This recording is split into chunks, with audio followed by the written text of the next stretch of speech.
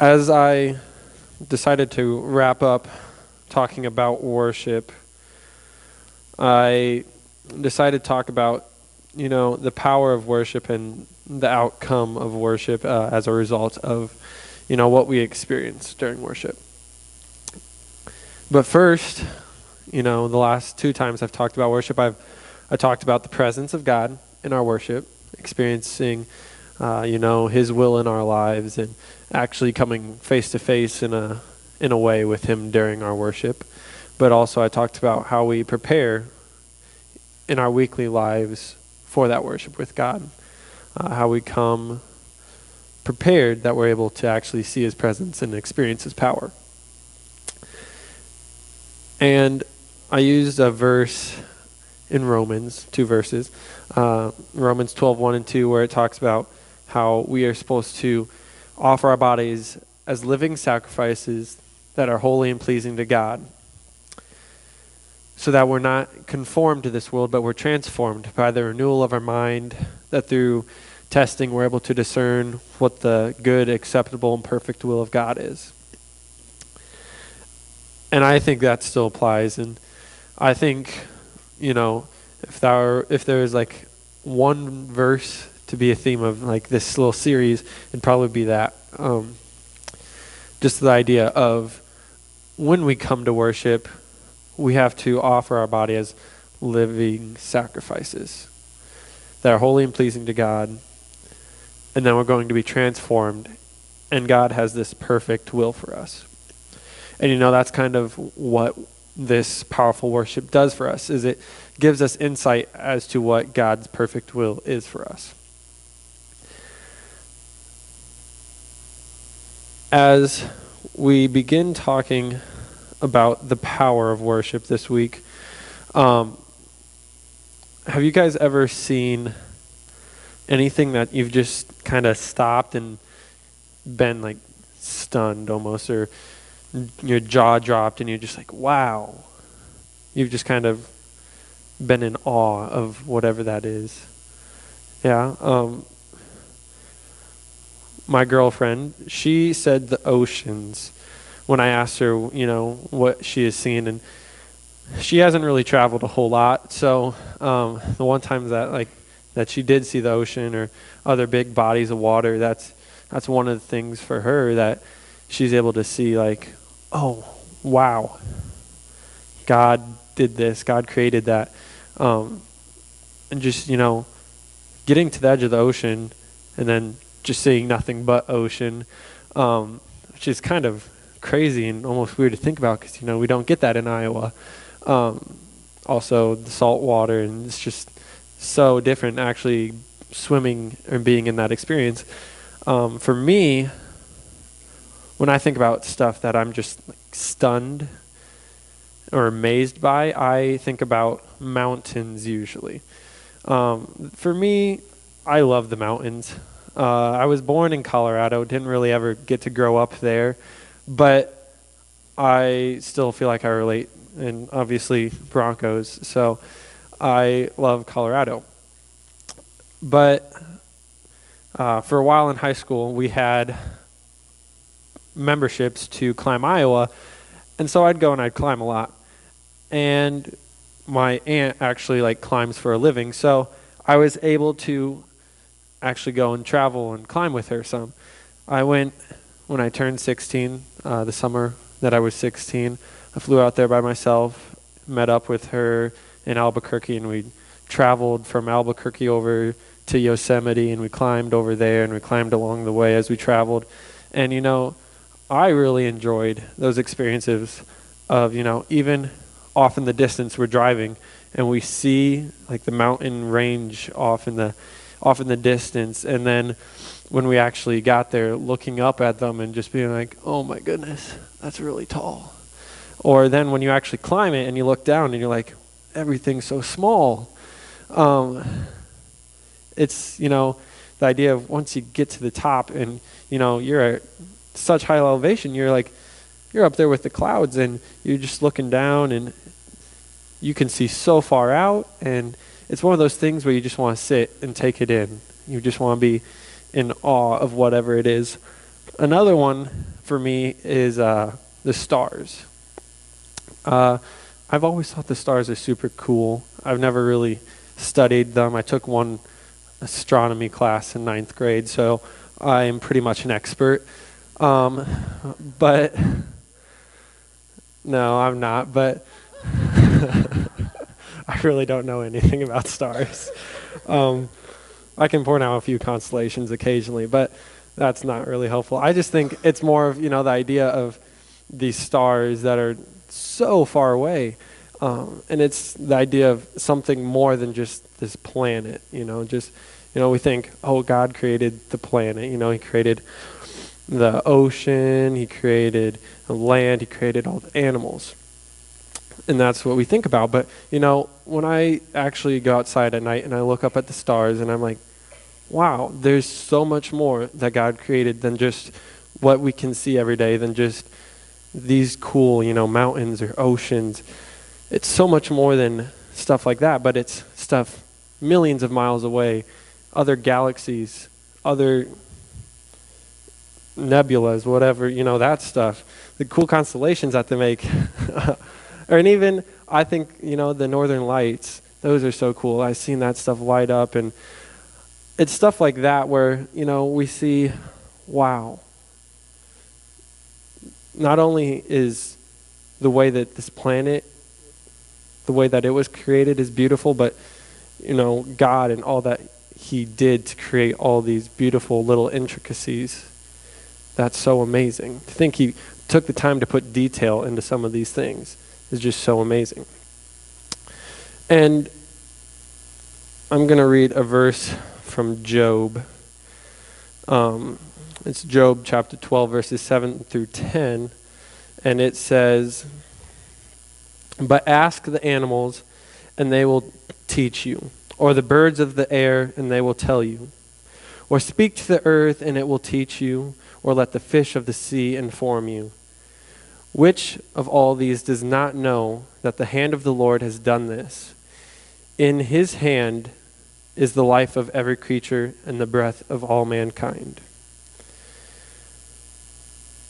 And the reason I picked that was because, Job is talking to God, and he's talking about these people that are, struggling, they're doubting God, they don't really believe. And God replies with saying, the animals know that I am God, the birds know that I'm God. All of the breath of every living thing is because of God. It's all woven into this big, elaborate, beautiful planet, universe that God has created. And for me, it's when I look at the stars or I look at the mountains and I can't help but not know that there's a God out there. You just see those things and you're like, man, there has to have been something behind how amazing all this is. And I think that's so cool to actually see God in some of those things sometimes. I mean, it's sometimes the small things, even just, getting down and looking almost on a molecular level sometimes at all these things. It's like God created stars millions of miles away that are so big, but then all these little cells, all these little things that work behind the scenes to make sure that everything works together. So crazy to think that all that just somehow happened. For me, it's those things that say, I know there is a God.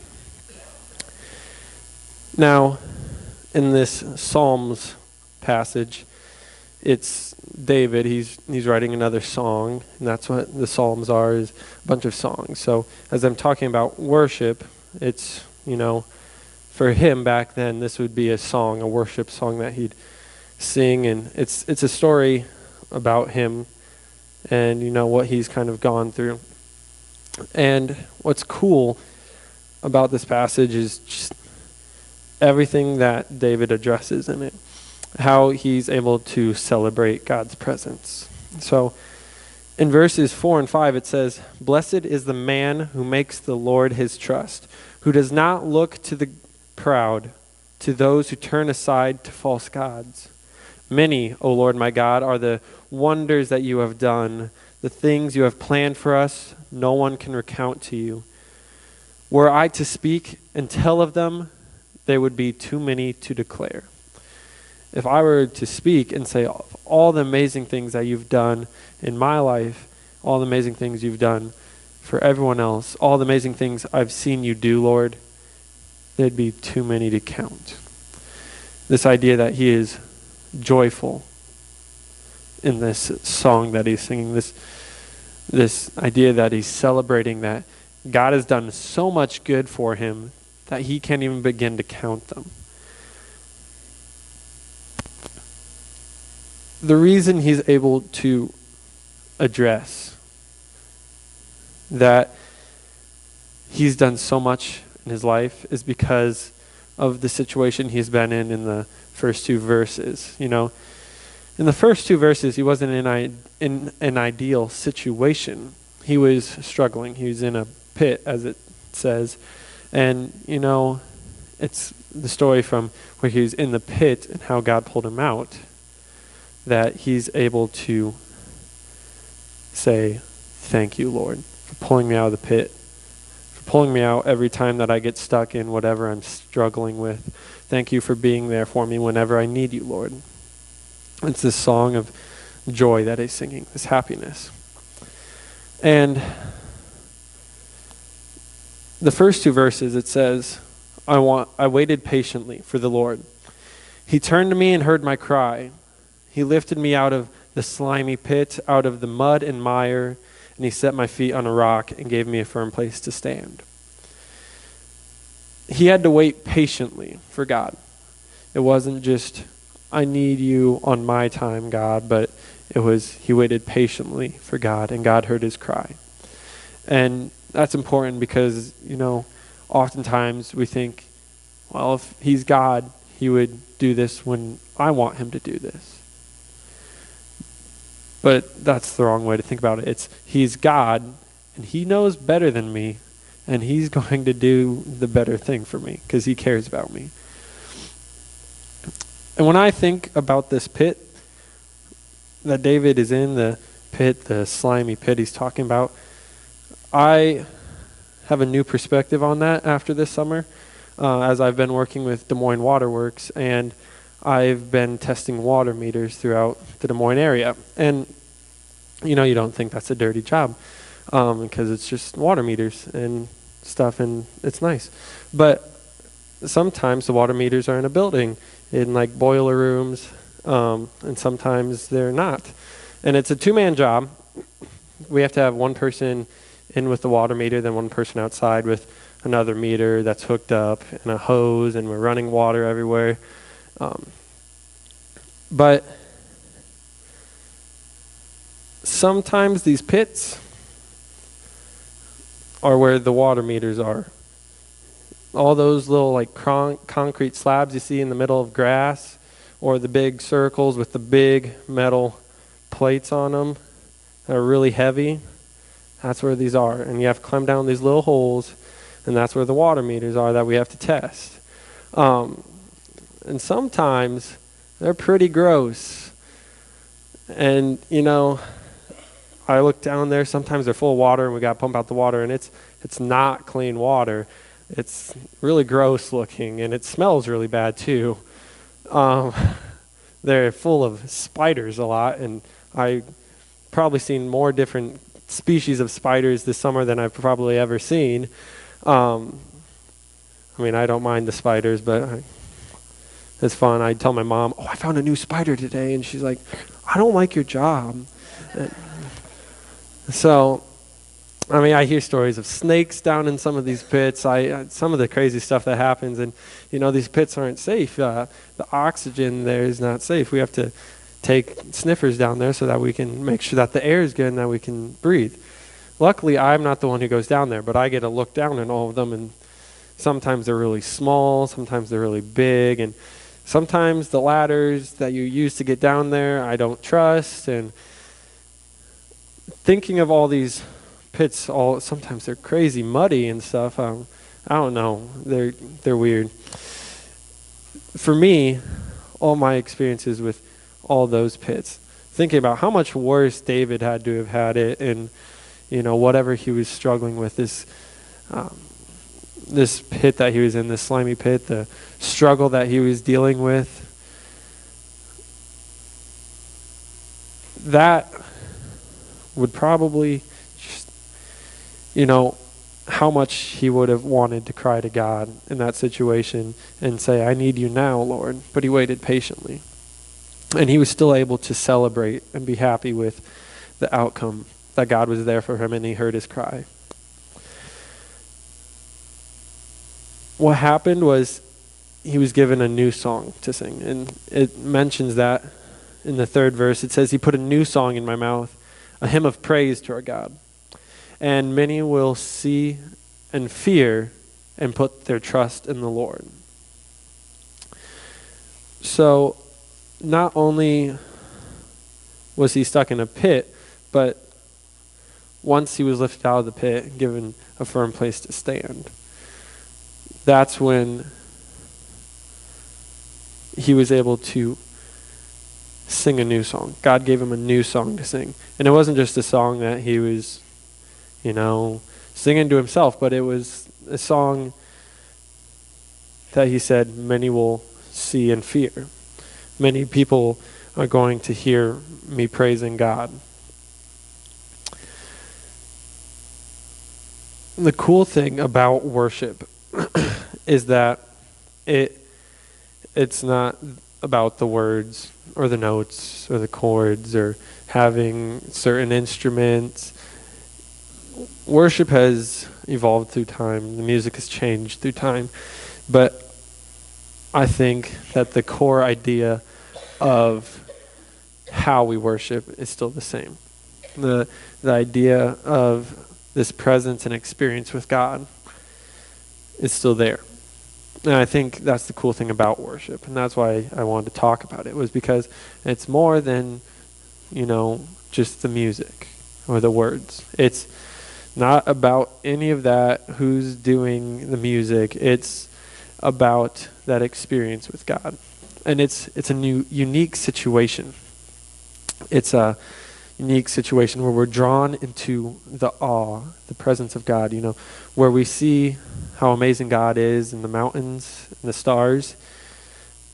We can see that in worship on a whole different level, because we're coming face to face with God almost. Like I talked about the presence of God in our worship when I first talked about worship. The ability to be able to come to worship and have that unique feeling, that unique experience. That's what worship's about.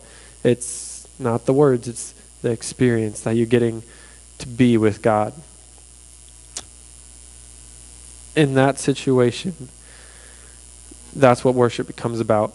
And when we get to that point where worship is more than people in a room singing a certain song because this is the song that's better than all the other songs. It's not about that. It's when we get to the point where we are able to worship God truly and experience His presence and be in awe of who He is and experience that powerful worship. Worship becomes contagious to everyone around us. And it's not just something that's contagious in this room, but it's contagious outside the church as well. When we worship, it wants to bring people that don't have God to God, or maybe people who have God who are struggling to God. That's worship produces this powerful moment where people who need God experience Him in worship. When we praise His holy name and we're lost, when we're stuck in a slimy pit, when we are able to be patient, cry out to God in worship or prayer, I think that's when we experience God and His changing power in our worship. It's about those people who don't believe. This powerful worship is something that will change their lives. Because, these people who don't believe, who don't have a connection to God, they aren't going to want to read this really big book that's really hard to understand and that's also really old and that people think is just nonsense. Because, that's the point that they're in life. They don't want to take the first step into faith by looking at the Bible. But when we bring them this experience of worship, they're going to be able to relate to that. They aren't going to understand the theology. They aren't going to understand any of the Bible. But what they are going to understand is what they feel when they worship. They are going to understand the presence that is there that is almost unexplainable.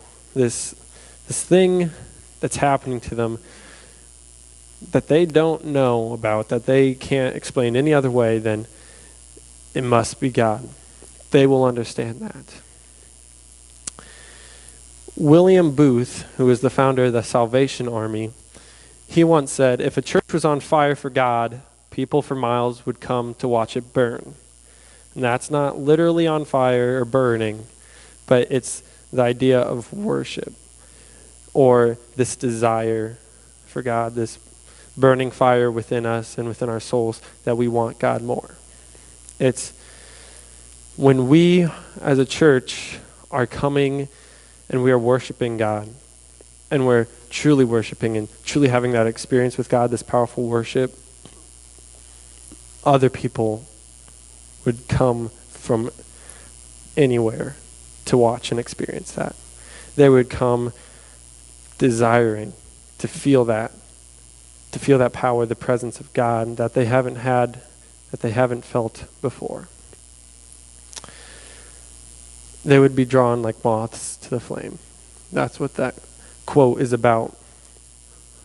The fire, moths to the flame. And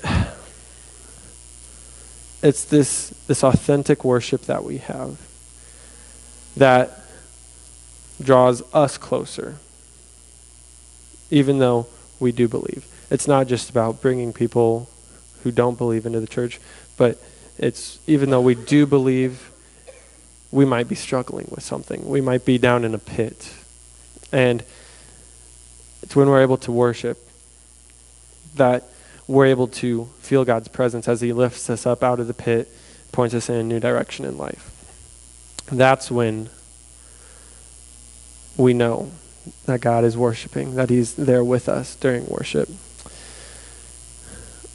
The other thing we have to do when we worship is we have to be able to share it. That's what David did. That's what happened. He said that he was in a pit. He got lifted out. And he gave me a new song to praise and sing and to share. It wasn't just a song that he was able to get. This story, this song, he was able to learn from. But it was this situation that he's able to share with other people. And that happens many times in the Bible. And I'm going to read a little excerpt from Isaiah now. It's Isaiah chapter 6, verses 1 through 8. It says, "In the year that King Uzzah died, I saw the Lord seated on a throne, high and exalted, and the train of his robe filled the temple. Above him were seraphs, each one with 6 wings. With 2 wings they covered their faces, and with 2 they covered their feet, and with 2 they were flying. And they were calling to one another, 'Holy, holy, holy is the Lord God Almighty. The whole earth is full of his glory.' At the sound of their voices, the door posts and thresholds shook, and the temple was filled with smoke. 'Woe to me,' I cried, 'I am ruined, for I am a man of unclean lips, and I live among a people of unclean lips. And my eyes have seen the King, the Lord Almighty.' Then one of the seraphs flew to me, with a live coal in his hand, which he had taken with tongs from the altar. With it he touched my mouth and said, 'See, this has touched your lips. Your guilt is taken away, and your sin is atoned for.' Then I heard the voice of the Lord saying, 'Whom shall I send, and who will go for us?' And I said, 'Here I am, Lord, send me.' This is the story of Isaiah's commission. This is the story of how he was worshiping and how the Lord called him to send him out and share his story.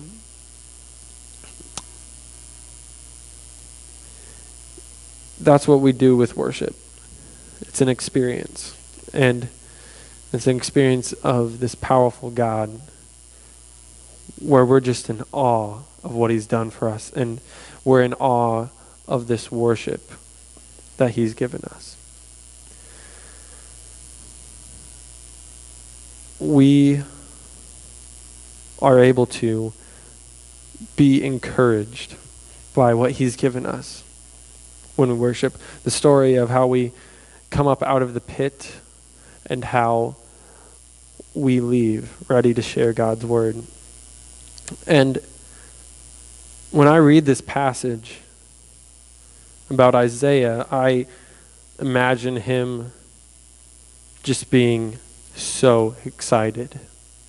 I imagine him in this situation where he's seeing all this crazy stuff, and then God asked, "Whom shall I send?" And I imagine him just jumping up with joy and raising his hand like a little kid in elementary school who knows the answer and they're so excited to share it. I imagine Isaiah just jumping with joy, excited, ready to share his experience. I imagine him saying, "Lord, I'm ready.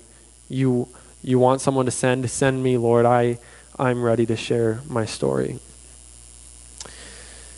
It's the idea of our stories being able to relate to and help other people. Our stories through our worship, our experience that we're able to share with other people. When we come joyfully celebrating who God is, what he's done in our lives, when we're able to set aside everything else that we're struggling with, and we're able to lift it up to God when we worship, that's when we're going to experience powerful worship. When we're able to be humble, when we're able to talk to God, when we're able to feel his presence when we worship, he's going to change our lives. He's going to change the lives of the people around us. When we worship, we're able to see his magnificence. We're able to be in awe of who he is. We're able to see everything that he's done, not just in how he created this whole universe, but how he's working in our lives and all the stuff that he's done for us, so much that we can't even count everything that he's done for us. And when we have this experience in our worship, when we feel his power and his presence, we're supposed to go and share that. It's not just, this desire and fire that we have here at church, but it's one that spreads like a wildfire, one that draws people in like moths to the flame. It's something that is so amazing that you can't help but want to share it, like Dave and like Isaiah. We have these experiences, these stories, this narrative that we have in our own lives that we're able to go out and share with other people who might relate. And that's something that's going to change their lives. And this worship is something that is going to change their lives. Garrett Gustafson said, "Worship is the goal of evangelism, and evangelism is the fruit of worship." They go together, and they build each other up. Evangelism and worship. When we worship, we have this experience to go and share. And when we go and share, we come together with worship. As I finished talking about worship, I encourage you all to share your experiences, your stories of coming out of the pit and being lifted up by God. These experiences where you've gotten to feel his presence through worship, feel his power in what he's said to you. If he said, I need someone to send, and you've said, send me, Lord. Share that with the people around you. Change their lives. Use this experience that you have. Let it start a fire within you and a fire that spreads to those around you. And celebrate everything that God has done in your life. Celebrate everything he keeps doing in your life. All that he's done is so great and amazing. All these things that almost seem like coincidences. These things that are almost too good to be true. Too good to be something that just happened. All these experiences you have with God, they are ones that he wants you to share. They're stories for other people to relate to, and stories for you to celebrate in your own life.